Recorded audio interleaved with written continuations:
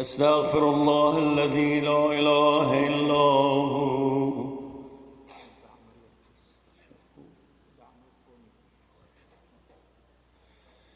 الحي القيوم الرحمن الرحيم ذو الجلال والإكرام وأتوب إليه من جميع ظلمي وجرمي وإسرافي على نفسي. No. Hey, what are you doing? Also. وأتوب إليه. Please look after your kids. At least they can play also. Astaghfirullah Rabbi wa atubu. A special dua for Thursday night. Just can't bring your kids here and let them go do whatever they want to do. Astaghfirullah Rabbi wa atubu. يا دائم الفضل على البرية يا باسط اليدين بالعطية يا صاحب المواهب السنية صل على محمد وآله خير الورى سجية واغفر لنا يا ذا العلا في هذه العشية. بسم الله الرحمن الرحيم. اللهم إني أسألك برحمتك التي وسعت كل شيء وبقوتك التي قهرت بها كل شيء وخضع لها كل شيء وذل لها كل شيء وبجبروتك التي غلبت بها كل شيء وبعزتك التي لا يقوم لها شيء وبعظمتك التي ملأت كل شيء وبسلطانك الذي على كل شيء وبوجهك الباغي بعد فناء كل شيء وبأسمائك التي ملأت أركان كل شيء وبعلمك الذي أحاط بكل شيء وبنور وجهك الذي أضاء له كل شيء. يا نور قدوس يا نور يا نور يا قدوس يا أول الأولين ويا آخر الآخرين. اللهم اغفر لي الذنوب التي تهدك الإصابة. اللهم اغفر لي الذنوب التي تنزل النقاب. اللهم اغفر لي الذنوب التي تغير النعم. اللهم اغفر لي الذنوب التي تحبس الدعاء. اللهم اغفر لي الذنوب التي تنزل البلاء. اللهم اغفر لي كل ذنب أذنبته وكل خطيئة أخطأته. اللهم إني أتقرب إليك بذكرك. اللهم عظم بلائي وأفرت بي سوء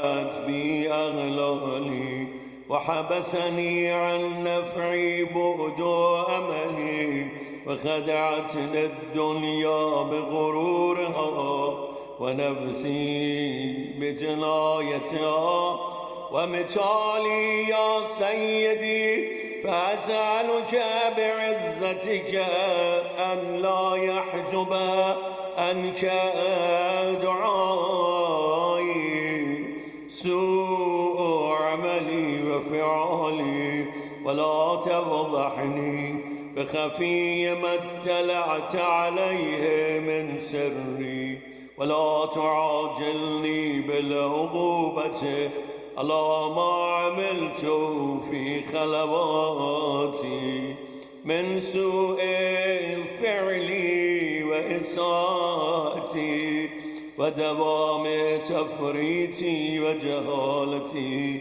وكثرة شهواتي وغفلتي وكن اللهم بعزتك لي في كل الأحوال رؤوفا وعلي في جميع الأمور أتوفا إلهي وربي من لي غيره أسأل كشف ضري والنذر في أمري إلهي ومولاي أجريت علي حكما اتبعت فيه هوى نفسي ولم أهترس فيه من تزيين عدوي فغرني بما أهوى فأسعده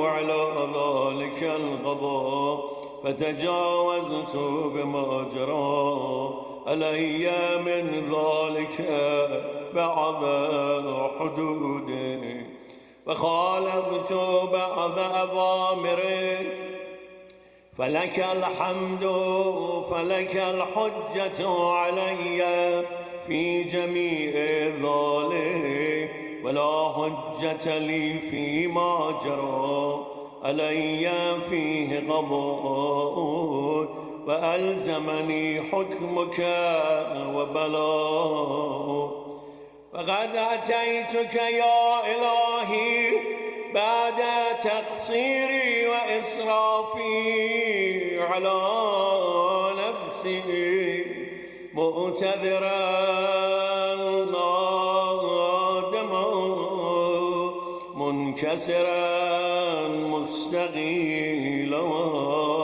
مستغفرا منيبا مغرا مذعنا مقترفا لا أجد مفرا مما كان مني ولا مفزعا أتوجه إليه في أمري غير قبولك عذري وإدخالك إياي في سعة من رحمتك اللهم فاقبل عذري وارحم شدة ضري وفكني من شد وفاقي يا رب ارحم ضعف بدني يا بدني يا رب ارحم ورقة جلدي ودقة عظمي يا من بدأ خلقي وذكري وتربيتي وبري وتغذيتي أبني لابتداء كرمي وصالف برك بي يا إلهي وسيدي وربي أتراك معذبي بنارك بعد توحيدي وبعد ما انتوى عليه قلبي من معرفته ولهج به لساني من ذكره واعتقده ضميري من حبه، وبعد صدق اعترافي ودعائي خاضعا لربوبيته.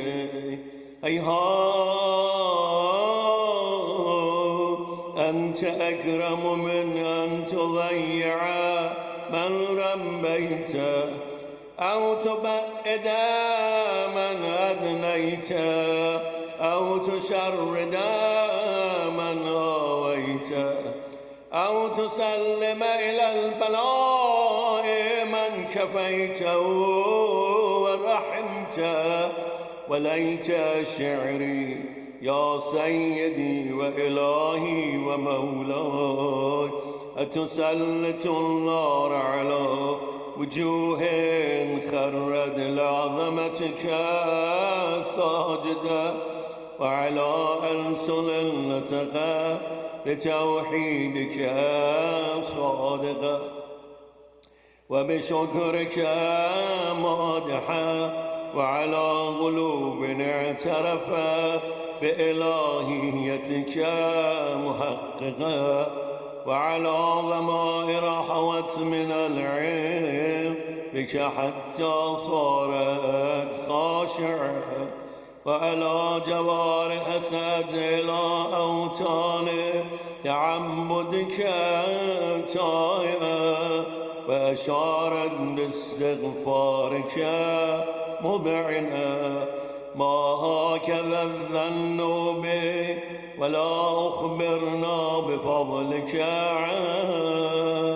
يا كريم يا رب يا كريم.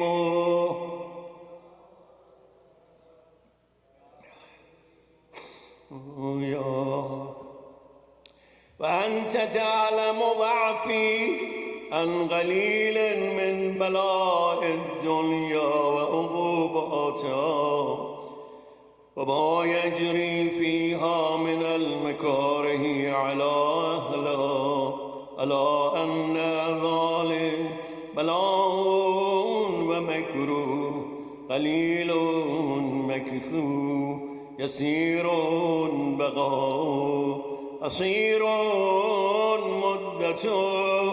فكيف احتمالي لبلاء الآخرة وجليل وقوع المكاره فيها، وهو بلاء تطول مدته ويدوم مقامه، ولا يخفف عن أهله، لأنه لا يكون إلا عن غضبه وانتقامك وسخطك، وهذا ما لا تقوم له السماوات والأرض.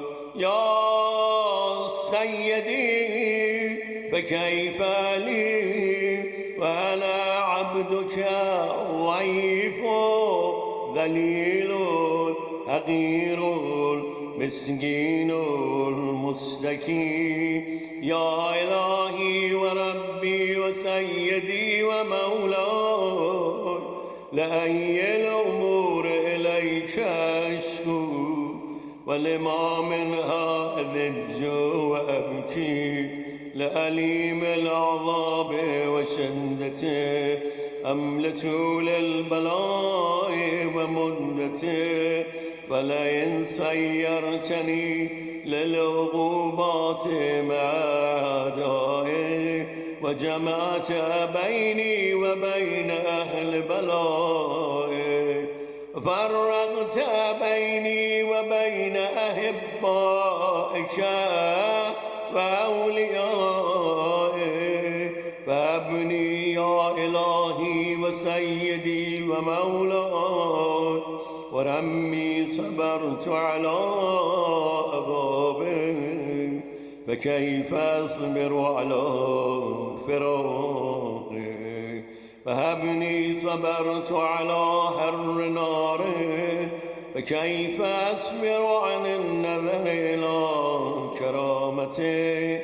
أم كيف أسكن في النار ورجائي عفو، فبعزتك يا سيدي ومولاي أقسم صادقا لئن تركتني ناطقا لأبجن إليك بين أهلها ضجيجا العاملين ولأصرخن إليك صراخ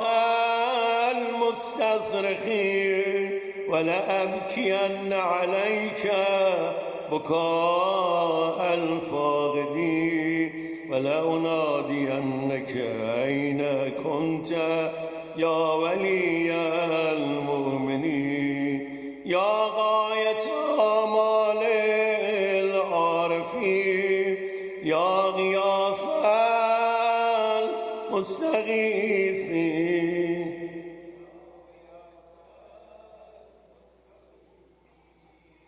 يا غياث يا حبيب قلوب الصادقين ويا إله العالمين أفتراك سبحانك يا إلهي وبحمدك تسمع فيها صوت عبد مسلم سجن فيها بمخالفته وضاقت مأذابها بمعصيته وحبس بين أتباعها بجرمه وجريرته وهو يضج إليك ضجيجا مؤمل لرحمته ويناديك بلسان أهل توحيده ويتوسل إليك بربوبيته يا مولاي فكيف يبقى في العذاب وهو يرجو ما سلف من حلمه أم كيف تؤلمه النار وهو يأمل فضلك ورحمتك أم كيف يغرق لهيبا وأنت تسمع صوته وترى مكانه أم كيف يشتمل عليه زفيرها وأنت تعلم ضعفه أم كيف يتغلغل بين أتباعها وأنت تعلم صدقه أم كيف تزجره زبانيتها وهو يناديك يا رب أم كيف يرجو فضلك في عتقه منها فتترك فيها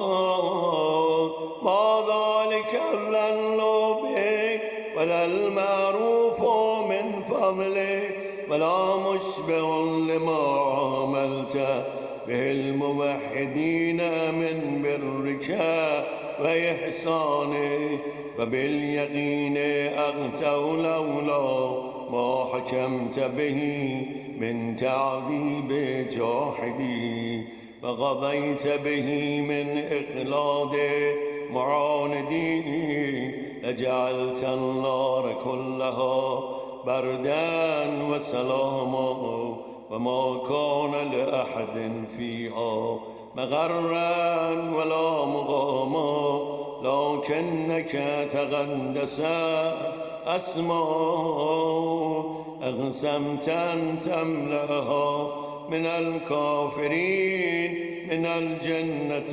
والناس أجمعين وأن تخلد في المعاندين وأنت جل ثناؤك قلت ممتدعا وتتولت بالإنعام متكرما أفمن كان مؤمنا كمن كان فاسقا لا يستوون. صلوات.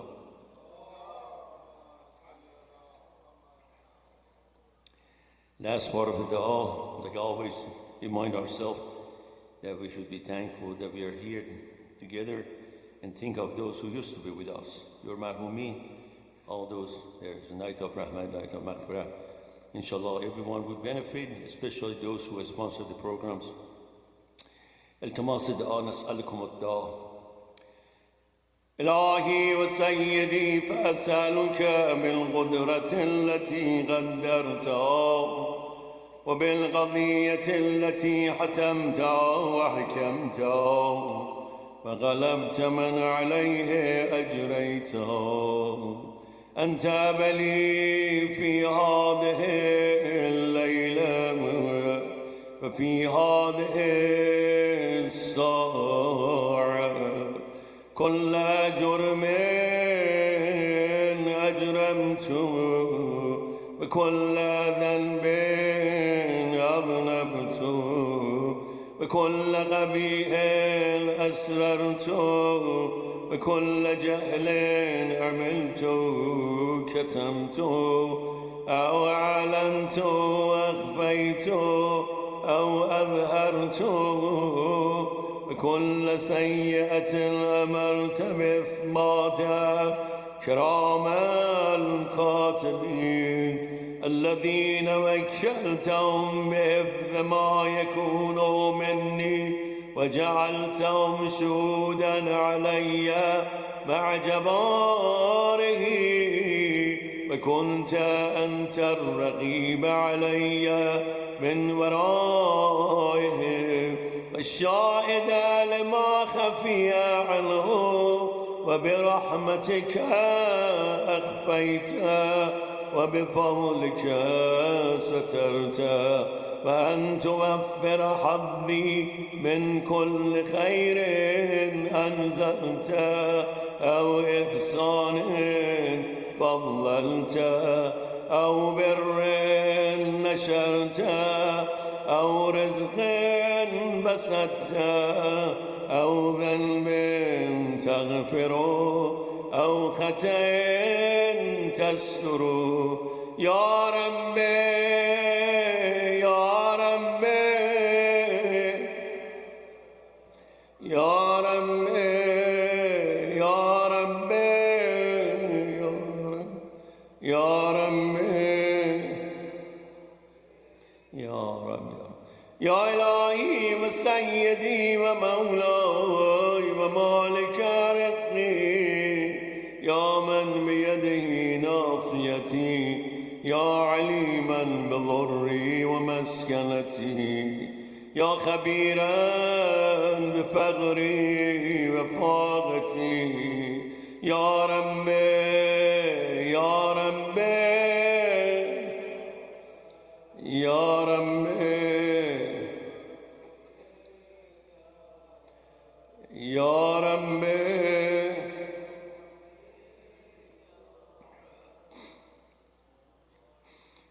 أسألك بحقك وقدسك وأعظم صفاتك وأسمائك أن تجعل أوقاتي من الليل والنهار بذكرك معمورة وبخدمتك موصولة وأعمالي عندك مقبولة حتى تكون أعمالي وأورادي كلها وردا واحدا وحالي في خدمتك سرمدا يا سيدي يا من عليه معولي يا من إليه شكوت أحوالي يا ربي يا ربي يا ربي يا ربي يا ربي يا ربي قم على خدمتك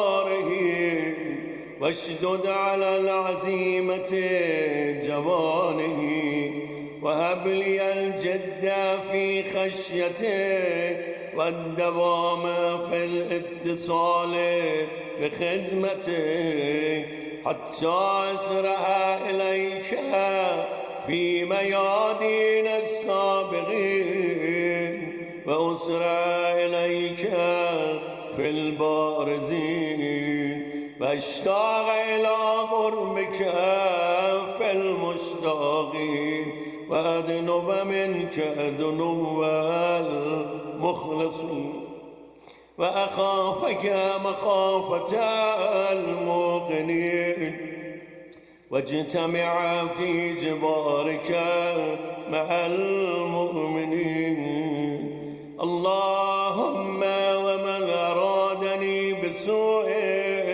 فأرد ومن كادني فكد واجعلني من أحسن عبيدك نصيبا عندك وأغربهم منزلة منك وأخصهم زلفة لديك فإنه لا ينال ذلك إلا بفضلك وجد لي بجودك واعتف علي بمجدك واحفظني برحمتك واجعل لساني بذكرك لهجر وقلبي بحبك متيما ومن علي بحسن إجابتك وأغلني عثرتي واغفر زلتي فإنك قضيت على عبادك بعبادتك وأمرتهم بدعائك وضمنت لهم الإجابة فإليك يا رب نصبت وجهي وإليك يا رب مددت يدي فبعزتك استجب لي دعائي وبلغني مناي ولا تقطع من فضلك رجائي واكفني شر الجن والإنس من أعدائي يا سريع الرضا يا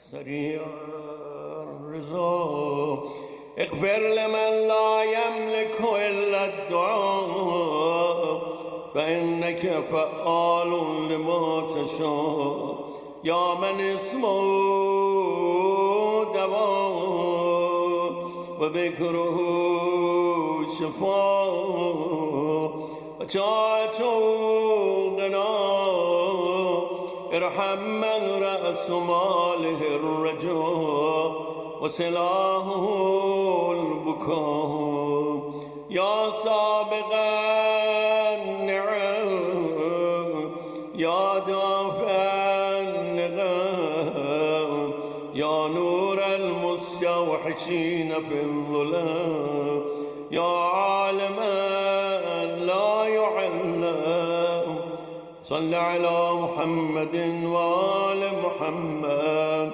وافعل بما أنت أهله وصلى الله على رسوله والأئمة الميامين من آله وسلم تسليما كثيرا كثيرا على محمد. Night of Rahman, night of Maghfirah. A lot of people are asking for dua and they're asking for Aman Najib.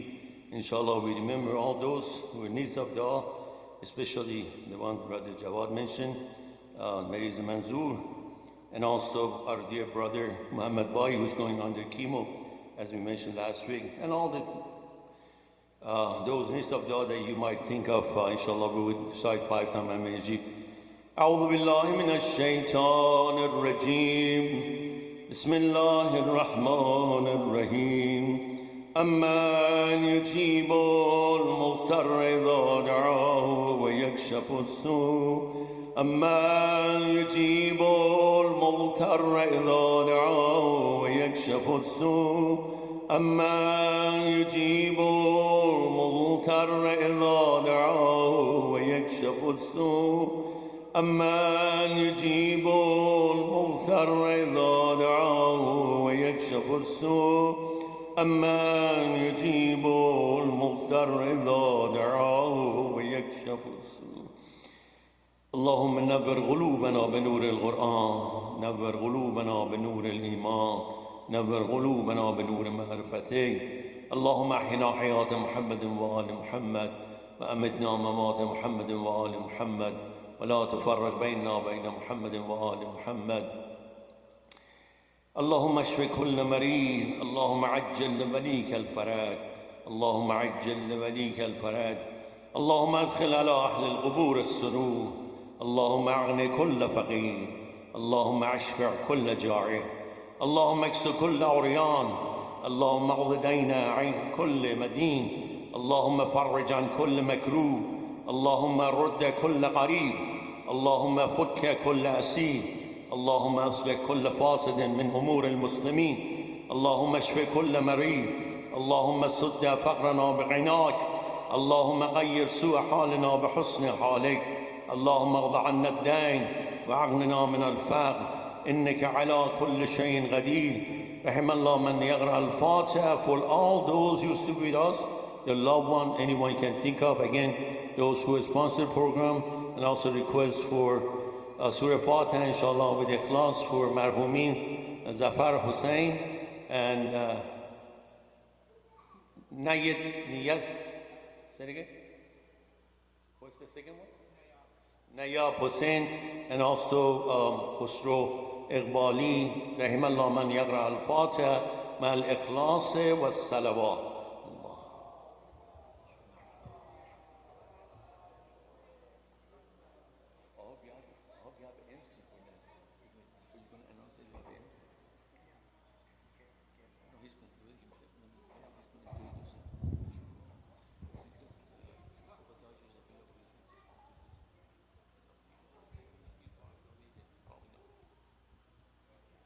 Assalamu alaikum everyone.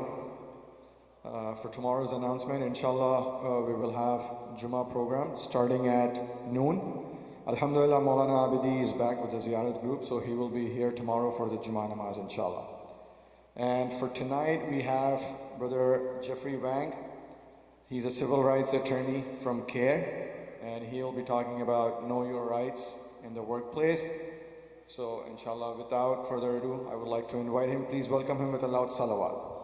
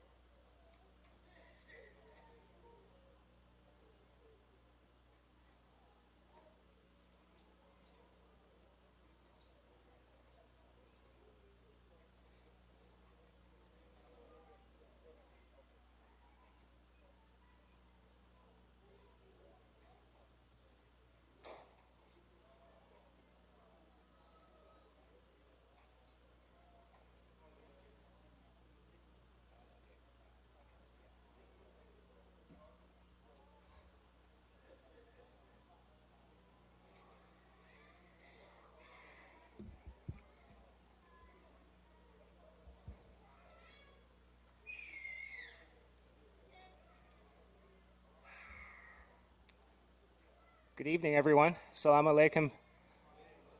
Can everyone hear me? Okay. I want to make sure. Okay. If at any time people have trouble hearing me, please just let me know, okay?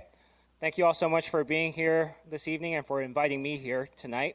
For those who don't know me, my name is Jeffrey. I'm an attorney with the Council on American-Islamic Relations, San Francisco Bay Area office. If I can have next slide, please. Very briefly, for those who don't know about CAIR, we're the nation's largest American Muslim civil rights and advocacy organization. And as you can see from the slide, we try to, our mission is basically to help empower American Muslims, and we provide direct legal services to American Muslims who face discrimination. Now, I'm also passing around a sign-in sheet as part of our work. We provide immigration direct legal services, and we help American Muslims who face discrimination in the areas of employment law, national security, and law enforcement related things, as well as Muslims who face difficulty when traveling through the U.S. border. And so part of our work, we do want to get a better sense of who it is we're doing this outreach to and who, who from the community we're reaching out to. So all I ask is put your first name, city of residence, and also your racial or ethnic background. This is part of what funds our work too. And so this sign-in sheet will be going around. Next slide, please. So the topics I'll be covering tonight. This is a Know Your Rights presentation about employment discrimination. Now, I'll be starting off with a talk about discrimination generally. Then I'll be talking a little more about workplace accommodations, what they are, how you request them, and then a little bit of coverage about retaliation, what to do if you face retaliation or difficulties in the workplace, and finally, time permitting, a little bit of a question and answer session maybe. Now, one quick note for the Q&A, this is not a confidential space, so if anyone does have any questions, like maybe you yourself or someone you know is facing difficulty at work, this is not the time to be divulging, to be revealing your personal information. You can always set up a consultation with our office. This is a time for general questions. And next slide, please. And finally, just a quick disclaimer. The information provided tonight is for educational purposes only. Just merely receiving this information does not form an attorney-client relationship between you and CAIR just yet. Next slide, please. So let's begin with what is employment discrimination? And let's talk about what discrimination means. Discrimination means being treated differently or unfairly. So when we're talking about employment discrimination, what we're really talking about then is when an employee, a worker, or a job applicant is treated less favorably or differently. And I'll get into those later.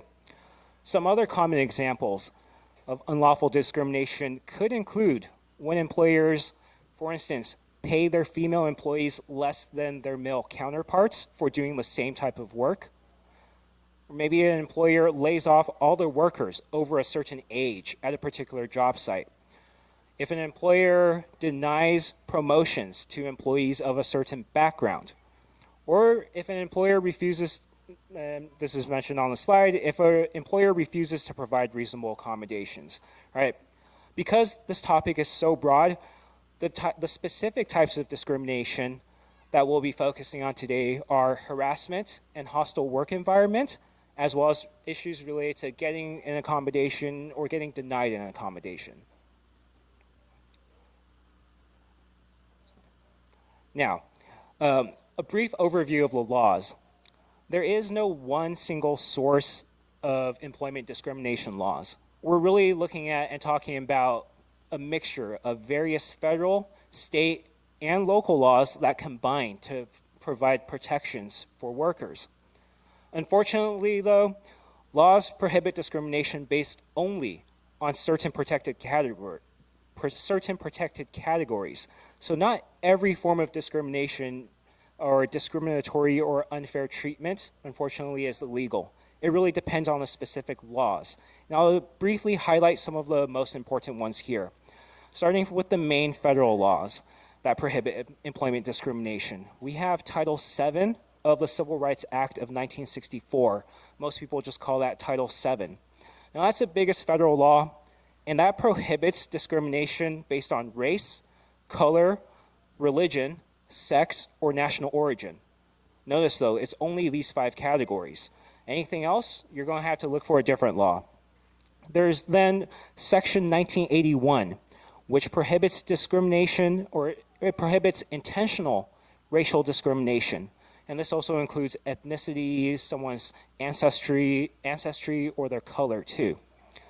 We have, of course, the Americans with Disability Act, which protects disabled employees, and the Age Discrimination in Employment Act, which prohibits discrimination against people who are 40 years old or older.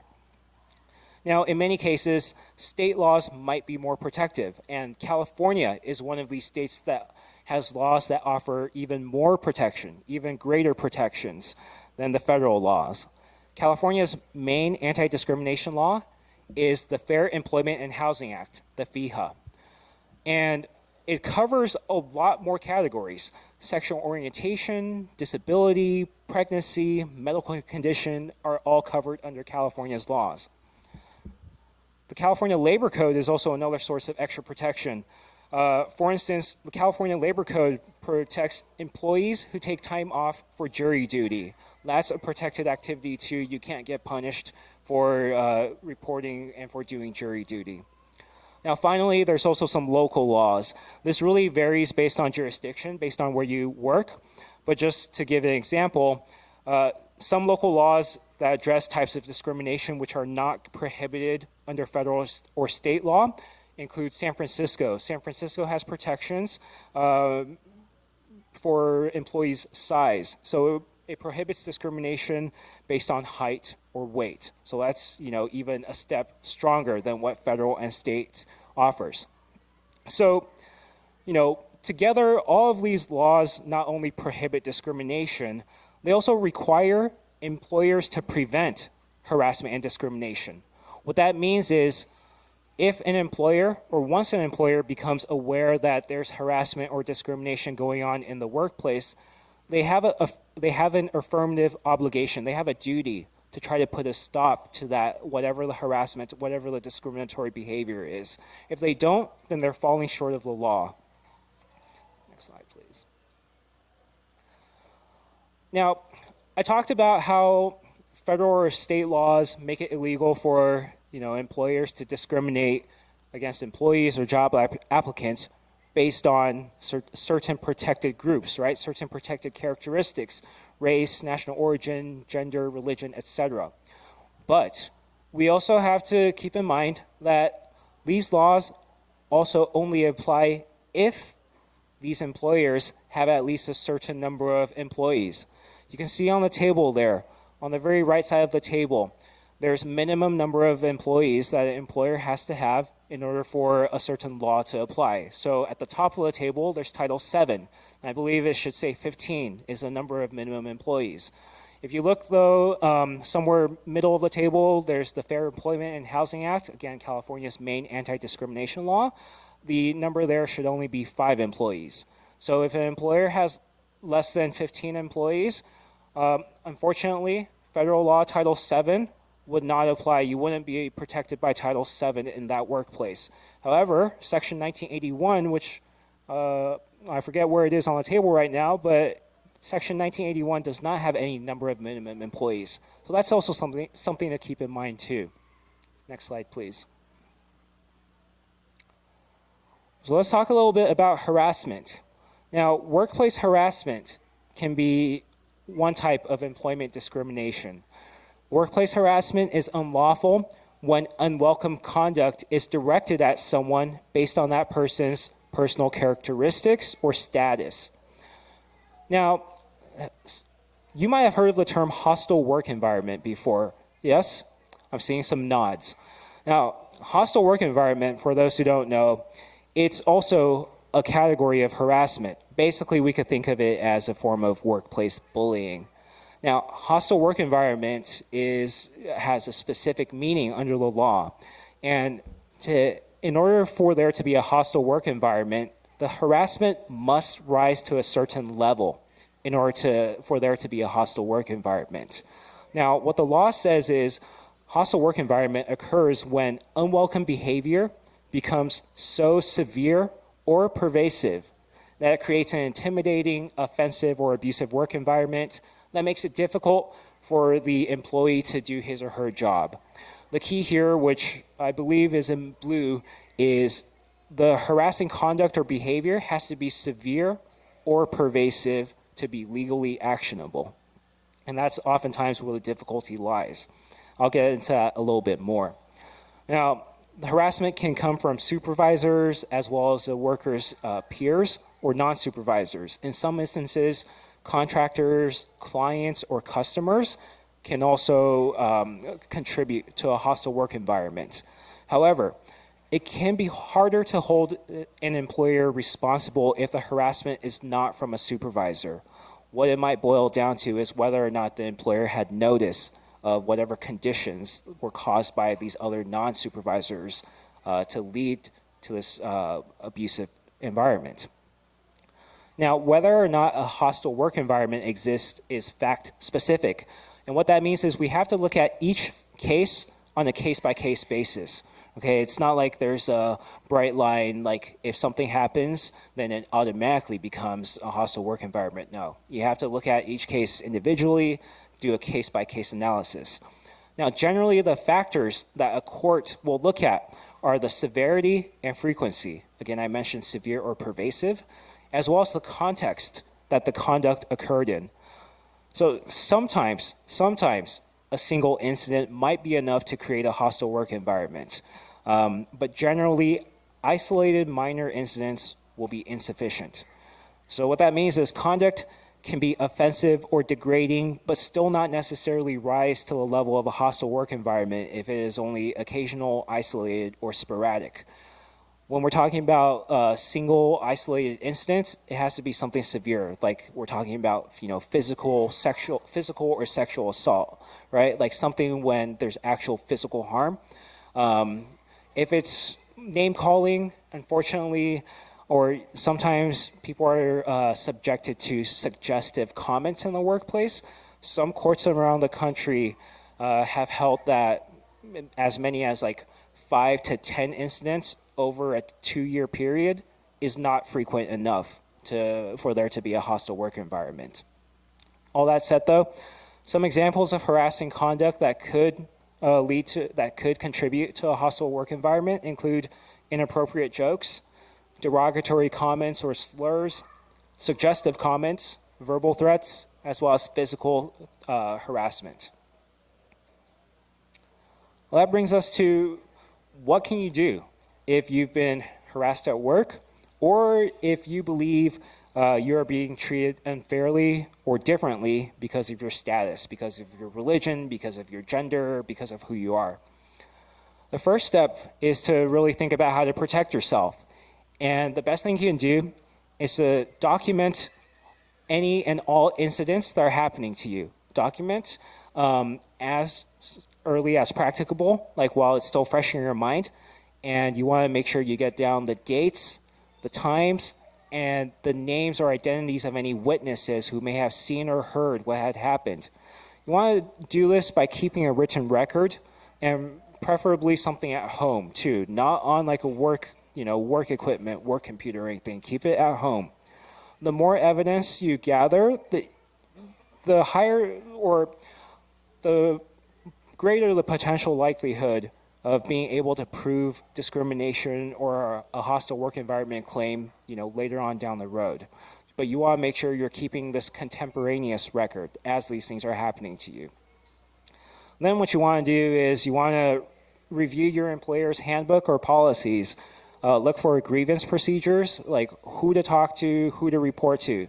Sometimes it can be a supervisor. Sometimes they have designated HR people, right? You want to make sure you put in a complaint to the designated person promptly, okay? And if you're not complaining in writing, it's always a good idea to follow up with a written complaint too. And be sure to keep copies of all your correspondences with your employer, all right?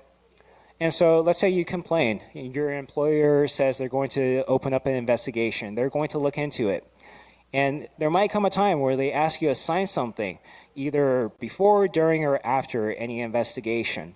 If you're not sure about what it is you're being offered to sign, don't sign it without first seeking legal advice. Make sure you consult with a lawyer first if you're handed with something to sign, because sometimes they could be offering you, a monetary sum in exchange for you agreeing to not, to kind of waive any and all future legal action against them. You don't want to do that. Now, you might be wondering, why would I want to go to my employer first? Why can't I just go straight to court? There's a couple of reasons for that. Letting your employer know first. It can actually sometimes help put a stop to the discrimination or the harassment faster, because most employers should know what their obligations are to prevent harassment and discrimination and to put a stop to it once they're made aware of it. And even if your efforts, your internal complaints aren't successful in putting an end to the behavior, that could actually help strengthen any kind of future legal action you might take. It could become harder for the employer to say, we were not aware, we had no knowledge of that later on down the road. But if things really can't be resolved internally through the employer directly, then you want to consider your options, right? That could mean if you are in a workplace, if you have a union, talking with your union rep, seeing if you want to pursue a union grievance. You might want to consider filing a complaint with one of the state or federal agencies that are responsible for enforcing these anti-discrimination laws that I talked about a couple minutes ago. The federal agency is the EEOC, the Equal Employment Opportunity Commission. California has the Civil Rights Department. Now, these agencies, their task is to investigate these complaints, and they'll usually try to resolve the problems before, any sort of lawsuit. It's very rare for these agencies to take up these complaints and decide to bring a lawsuit against the employer themselves. It's very, very rare. But be aware of time limits, okay? In order to file a complaint, you have 300 days generally to do so with the EEOC. With the Civil Rights Department, there's a little more leeway. You have 3 years from the date of the discriminatory act. 300 days versus 3 years. Just something to keep in mind. You can't just wait forever. Switching gears a little bit, let's talk about religious accommodations. What is an accommodation? How do you request one? Before we get into all that, though, very briefly, these laws I've been talking about today that protect workers from discrimination, they also require employers to provide reasonable accommodations for disability or for sincerely held religious beliefs, unless doing so would cause the employer undue hardship. Next slide, please. Now, on this slide, I have listed a couple of commonly requested and sometimes granted religious accommodations. The most common religious accommodation requests that we see usually center around work hours or dress code. For example, folks might ask for a modified work schedule so they can attend Jummah prayer on Fridays, or especially once Ramadan or Eid comes around, they might ask for some time off, some flexible scheduling there, shift substitutions or swaps, things like that. Some other common accommodations that we see are asking for exceptions to uniform policies or grooming policies that might enable a worker to dress modestly or to maintain or keep a beard, especially for those who maybe are in a job or an environment where they have to wear PPE, those respirators and the masks. It's been a really hot topic for the past few years. So those are some examples of common accommodations that are requested and that we see granted too. Next slide, please. So a reasonable accommodation, what is it? You could think of it basically as a change in a workplace policy that lets the worker engage in their religious practice or observance at work while still performing the essential functions of the job. Now, there's two important things to keep in mind. Employers are not required to provide the exact or preferred accommodation that the employee asks for. And whether an accommodation ultimately is reasonable or not and can be granted or not can depend on several factors, which I'll get into. To expand a little bit about how a law defines, what is covered under religion, like what can I try to get, what part of my religious beliefs can I get accommodation for? It's actually really broad. How a law defines what's covered under a religious belief, it covers all aspects of religious observance, from religious dress and grooming practices, attending worship services, or even refraining from doing certain activities too. That means sometimes what we see is workers who want an accommodation if they're in the food or service industry to not serve alcohol or alcohol byproducts. That's the example of the refraining from certain activities. Now, I mentioned that employers are not required to grant an accommodation if they cannot do so without undue hardship. To break that down a little bit, what is an undue hardship? Employers have to show that granting an accommodation, once they have this request from a worker, they have to show that granting the accommodation would cause the employer difficulty. That's what the employer would have to show if they don't want to grant an accommodation. Now, there's little different standards, as I have there on the slide. The federal laws say that employers only have to show that granting this accommodation would cause us more than a minimal hardship. It's not that difficult to show that sometimes. California, luckily, more protective of its workers. In California, employers have to show that granting this accommodation would cause us significant difficulty or significant expense, and that would be the reason why the employer can't grant the accommodation. Now, whether or not an employer might have an undue hardship or can or cannot grant an accommodation is a fact-specific analysis again. It's situation-dependent, and they are specific to particular workplaces. And what you have to look at really then is what the employee's sincerely held religious belief is and what their requested accommodation is. You have to look at what the nature of their job is, what they do for work, right? What their job duties are. You have to look at the type of the workplace. And what I mean by that is, to provide an example, maybe someone wants an accommodation from a vaccine policy. They want to opt out of a vaccine policy.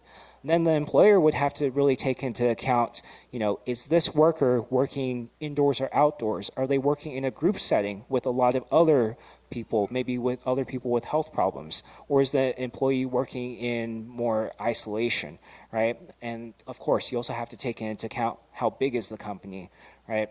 Hypothetically, if someone is a factory assembly line worker and they want to take the entire afternoon off to maybe go pray, but there's no one else to fill in for them, right?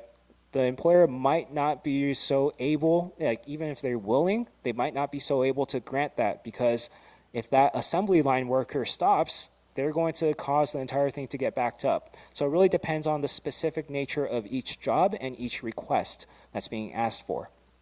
Generally, accommodations might cause undue hardship if it leads to more costs for the employer, if it decreases workplace efficiency, if it infringes on the rights of other employees, if it compromises workplace safety, or if it violates other laws or regulations. Those are some things where employers are able to successfully say that would cause an undue burden. So how does it work?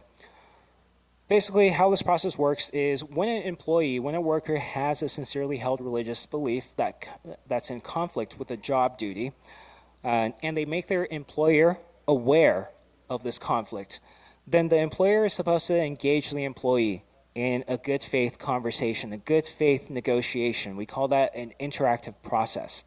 Now, remember, the employer's duty under the law is to provide a reasonable accommodation, not to provide the exact or specific accommodation that the worker wants. What that means is the employees should do their best to work with the employer to negotiate, right? To find an accommodation that will work for both parties.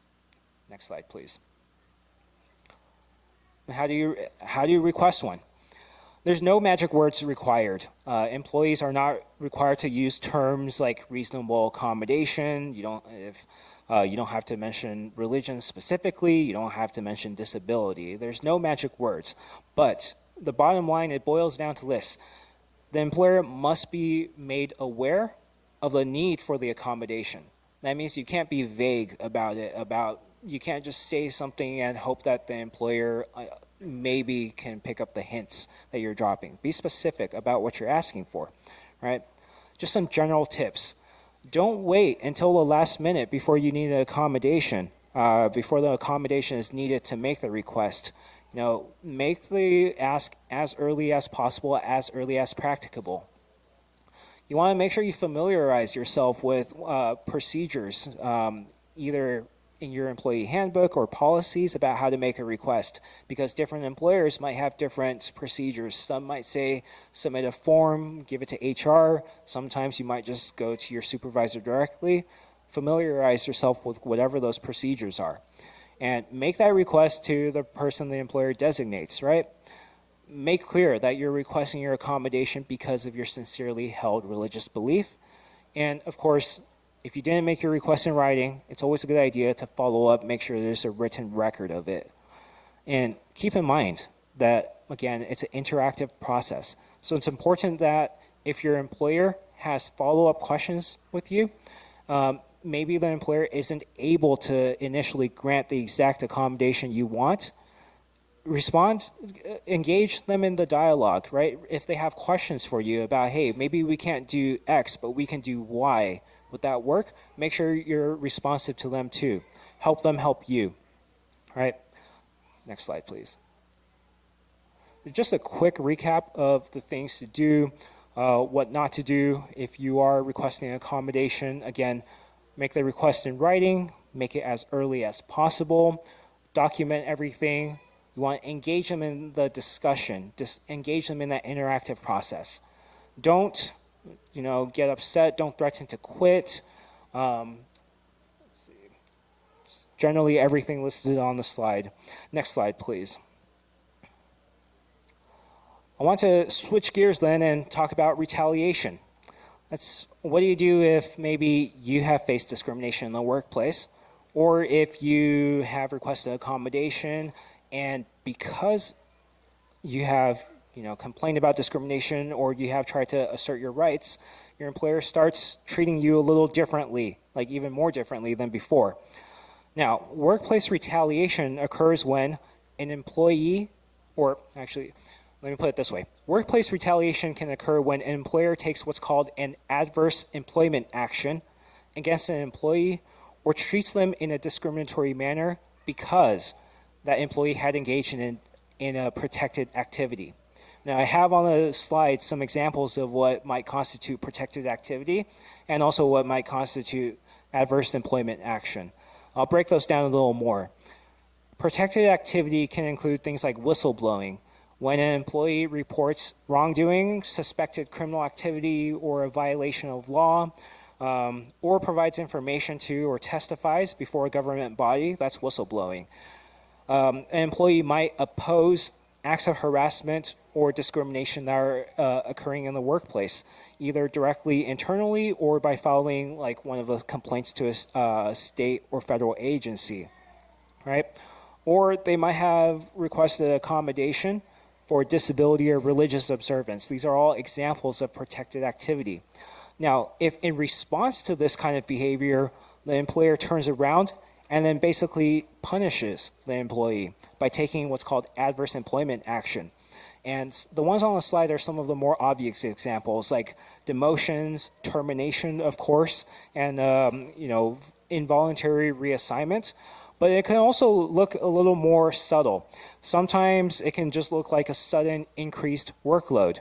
It can mean being excluded from important meetings or being denied access to resources that you need to do your job. Or all of a sudden, if you've had like a lot of success and like a long history of positive reviews, suddenly getting a negative review that's not justified. All of these things can also be examples of adverse employment actions, right?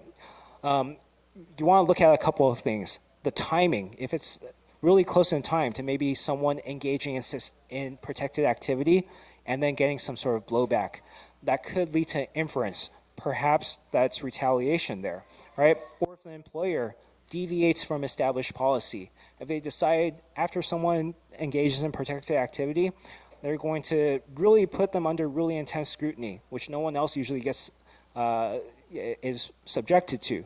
That could also be another sign of perhaps there's some retaliatory action going on there. Now, next slide, please. And this is really just a recap of what do you do if you face retaliation.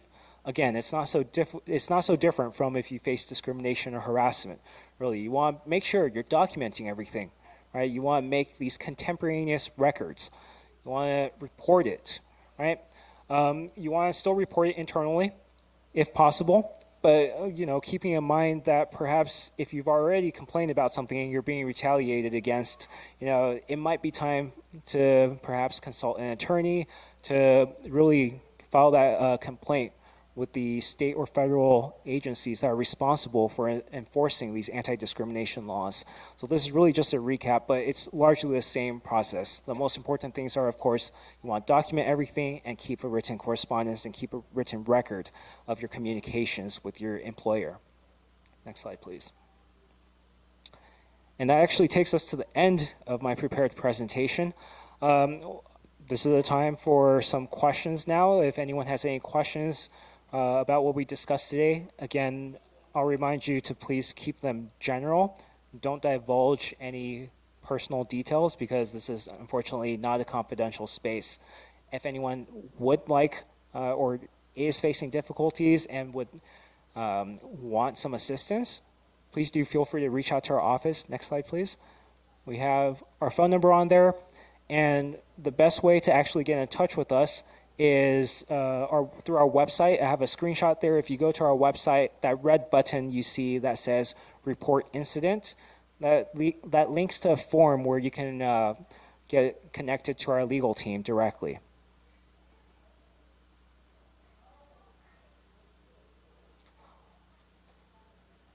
Are there any questions?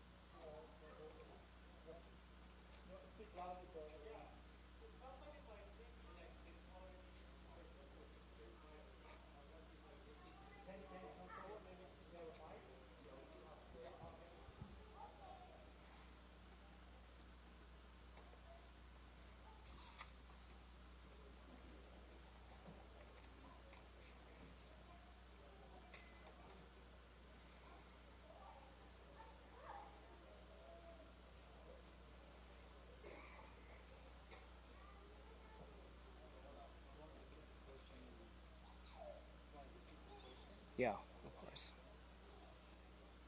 Do you want to maybe just pass this mic around? I think we can also just pass this mic around. Yeah, we can go there. Yeah. So this is a short question. So let's say there is a recession or some issues that people might think there is already 60% for me to get fired. Now, what if I take it to lawyer and HR? So how would you comment on that? Let me make sure I'm understanding or if I heard that question already. So, and apologies if I missed part of it, but if someone is already in maybe a precarious situation where they feel like they are on the verge of getting fired, is that correct? And maybe they're afraid of potential escalation? Well, I think it would really ultimately also depend on what the reasons are, right? If someone is getting fired because of just pure poor job performance and nothing else, there might not be much that you can do there. But if the employee has any inkling, any suspicion that they are getting targeted already, that they're on thin ice because of who they are, right? Because of their identity or anything along those lines, right? Because they've engaged in some protected action, they're getting singled out because of they're different from their other coworkers, right? Other coworkers who hold the same position and have maybe similar kind of experience, but are of different backgrounds or with some other distinguishing feature. Like if that's the case, then perhaps that might suggest that there might be discrimination going on. And then you really want to engage or consult a lawyer as soon as possible, right? You want to be able to submit a complaint about maybe, if it is indeed the fact this worker, this employee, is being treated differently, is being subjected to a lot of scrutiny because of who they are, right? That could be discrimination. And so if they complain about it and then they are then terminated or some kind of action is taken against them because of the fact that they complained about the discrimination, then that would be probably just retaliation too on top of that. So really, you wouldn't want to delay in that case. You would want to consult a lawyer as soon as possible. Maybe I can ask a follow-up question. Yeah. I think this is right now the case where there is a lot of layoff. You hear about all the layoff, 10,000, 8,000, whatever. I think maybe the question is, you are part of that 8,000 or 10,000, but you suspect that you were chosen because of your religious belief or something else. How would you go about proving that?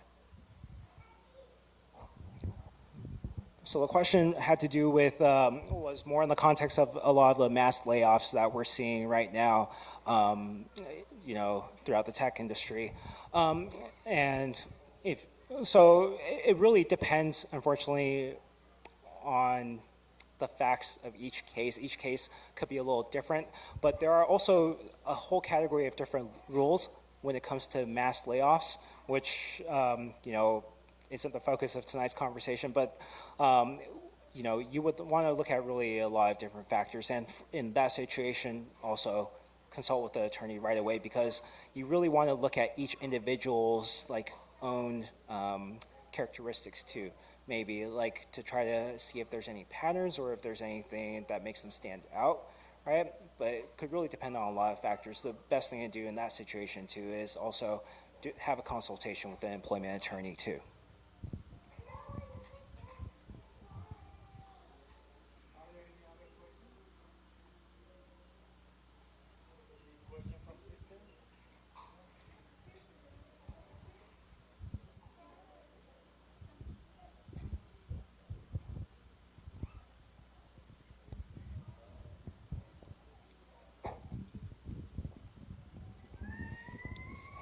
Thank you for your presentation. Is it okay for an employer to ask if you're coming back from pregnancy leave? Is that legal?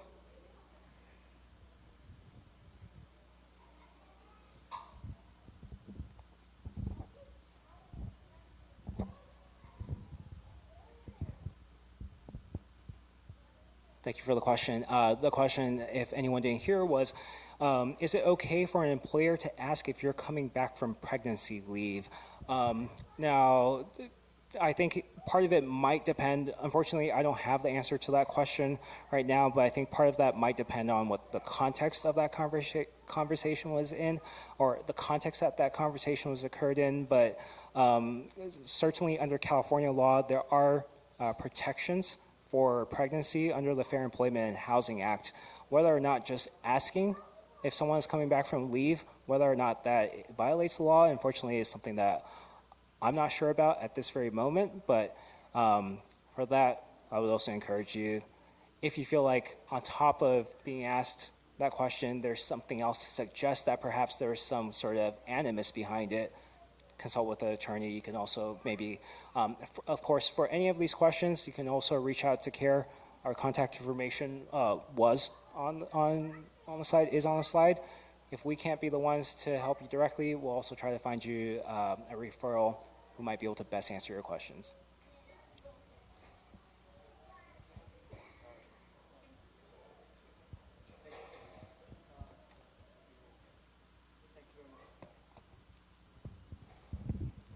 Okay, seeing as there are no more questions, thank you so much for having me tonight, and have a good evening.